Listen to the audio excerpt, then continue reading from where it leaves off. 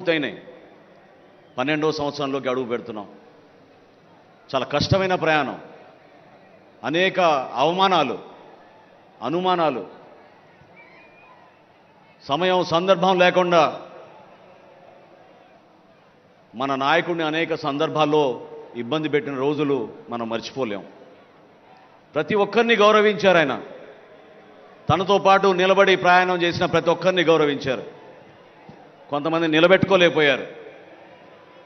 కానీ ఒక నమ్మకంతో ఈ ప్రస్థానం పవన్ కళ్యాణ్ గారితో చేసేది మనం మన రాష్ట్రం కోసం, మన ప్రజల కోసం, మన బిడ్డల భవిష్యత్తు కోసం అని నమ్ముకున్న ప్రతి ఒక్కరు కూడా ఈ రోజున ఇంత అద్భుతంగా మీ ముందున్నాం.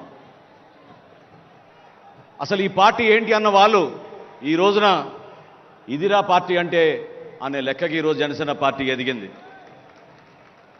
దాని వెనక కష్టపడి జెండా మోసిన మన జన సైనికులు, సొంత కుటుంబంలో కూడా అనేక సందర్భాల్లో 500 రూపాయలు క్రియాశీలక సభ్యత్వం కట్టాం అని చెప్పడానికి కూడా పాపం ఇబ్బంది పడి ఆర్థికంగా నిలబడలేని వ్యక్తులు కూడా పార్టీకి నిలబడ్డారు.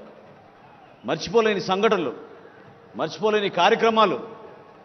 జనసేన పార్టీ మాత్రం ఎప్పుడు కూడా ప్రజల పక్షాన నిలబడింది, మీకోసం నిలబడింది. పవన్ కళ్యాణ్ గారు ఒకటే మాట అన్నారు. 2017-18 సమయంలో నేను పార్టీలో చేరే సందర్భంలో అసలు మన భవిష్యత్ ఏంటి అని అనుకున్నప్పుడు పదవుల గురించి కాదు మేము మాట్లాడింది. ఆయన ఆ రోజు కోరింది మనం కష్టపడి ఒక అద్భుతమైన యువతరాన్ని నాయకత్వంగా మనం మార్చగలిగితే అదే చాలు మనకి ఈ ప్రయాణంలో, అంతకన్నా ఏంటనే మాట ఆయన అన్నారు. ఆలోచించండి ఒకసారి. ఈ రోజున పార్టీ నిర్మాణం అనేది చాలా కష్టమైన పని. ఒక సంవత్సరంలోనో, ఒక 4 రోజుల్లోనో, నెల రోజుల్లోనో జరగదు. ఈరోజు జనసేన పార్టీలో 12,32,000 మంది క్రియాశీలక సభ్యత్వం తీసుకున్నారంటే 11 సంవత్సరాల నుంచి పవన్ కళ్యాణ్ గారు ఎంత కృషి చేశారో, ఏ విధంగా ఒక ఆలోచన విధానాన్ని ప్రజల్లో తీసుకురావడానికి ఆయన చేసిన ప్రయత్నాన్ని మీరందరూ కూడా గుర్తుపెట్టుకోవాలి. ప్రతిపక్షంలో ఉన్న ఒక విధంగా, ప్రభుత్వంలో రాగానే ఒక విధంగా లేవు మనం. అదే మన నిజాయితీ. ప్రతిపక్షంలో ఉన్నప్పుడు రోడ్ల గురించి మనం పోరాటం చేశాం, రోడ్లపైన ఉన్న దుస్థితి గురించి పోరాటం చేశాం. గుడ్ మార్నింగ్ సీఎం సార్ అనే కార్యక్రమం ఎందుకు చేశాం? ప్రజలు పడుతున్న ఇబ్బందుల గురించి మనం ఆ రోజు మాట్లాడాం. ప్రభుత్వంలో రాగానే పవన్ కళ్యాణ్ గారు ఏ విధంగా పంచాయతీరాజ్ శాఖలో 3,300 కిలోమీటర్ల సిమెంట్ రోడ్ల నిర్మాణం కోసం ఒక అద్భుతమైన కార్యక్రమం చేశారో మీరు చూశారు. గిరిజన ప్రాంతాల్లో ఎవరు వెళ్ళని ప్రాంతాల్లో కూడా ఆయన పర్యటించి ఒక ధైర్యాన్ని నింపారు. మత్స్యకారుల సోదరుల కోసం గతంలో మనం చేసిన కార్యక్రమం ఈ సందర్భంగా మీ అందరికీ గుర్తు చేయాలి. కాకినాడ నుంచి నర్సాపురం వరకు మత్స్యకార భరోసా యాత్ర అనే నామకరణంతో అందరం కూడా నడిచి పవన్ కళ్యాణ్ గారి స్ఫూర్తితోటి ఆ రోజు జియో నంబర్ 217ని మనం వ్యతిరేకించాం. అధికారం కోల్పోయినా 2019లో అసలు మనకి భవిష్యత్తు ఉందా అని ప్రశ్నించిన రోజుల్లో 6 నెలల్లోనే మనం భవన నిర్మాణ కార్మికుల కోసం మనం వాళ్ళకి బలం ఇచ్చాం. పవన్ కళ్యాణ్ గారు ఆ రోజున విశాఖపట్నంలో లాంగ్ మార్చ్ కార్యక్రమం నిర్వహించినప్పుడు ఎక్కడి నుంచి వచ్చారో కానీ లక్షల్లో జనం వచ్చి ఆ రోజు ఆయనకి అండగా నిలబడ్డారు. ఆ కార్యక్రమం ద్వారా డొక్కా సీతమ్మ గారి స్ఫూర్తిని రాష్ట్ర వ్యాప్తంగా ప్రతి ఒక్కరికి పవన్ కళ్యాణ్ గారు అందించారు. జన సైనికులు పిలిపించారు.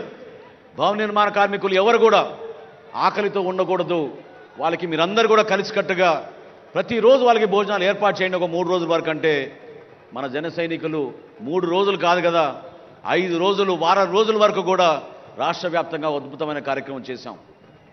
కోవిడ్ సందర్భాల్లో మనం చేసిన కార్యక్రమాలు మీ అందరికీ తెలుసు. ఈ విషయాలు ఎందుకు గుర్తు చేయాలంటే ఈ ప్రస్థానం సామాన్యమైన ప్రస్థానం కాదు. ప్రతి సందర్భంలో, ప్రతి అడుగులో కూడా అనుమానాలు, అవమానాలు ఎదుర్కొంటూ ఒక పట్టుదలతోటి ప్రజల కోసమే మనం వచ్చాం, రాష్ట్రం కోసమే మనం వచ్చాం, దేశం కోసం మనం పనిచేద్దాం అనే నినాదంతో పవన్ కళ్యాణ్ గారు మనం నడిపించారు. రైతుల కోసం మండపేటలోనూ, కాకినాడలోనూ ఆ రోజు దీక్షలు చేశాం.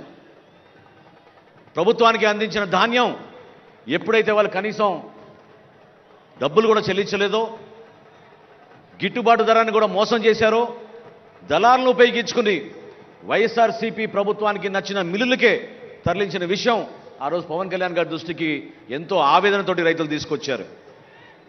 ఈ రోజున గర్వంగా చెప్తున్నా నేను మీకు, పవన్ కళ్యాణ్ గారి స్ఫూర్తితోటి మన రాష్ట్ర ముఖ్యమంత్రి గారు చంద్రబాబు నాయుడు గారి ఒక పట్టుదలతోటి 5,42,000 మంది రైతుల దగ్గర నుంచి 33 లక్షల మెట్రిక్ టన్నుల ధాన్యం ఈరోజు ఆంధ్రప్రదేశ్లో కొనుగోలు చేశాం.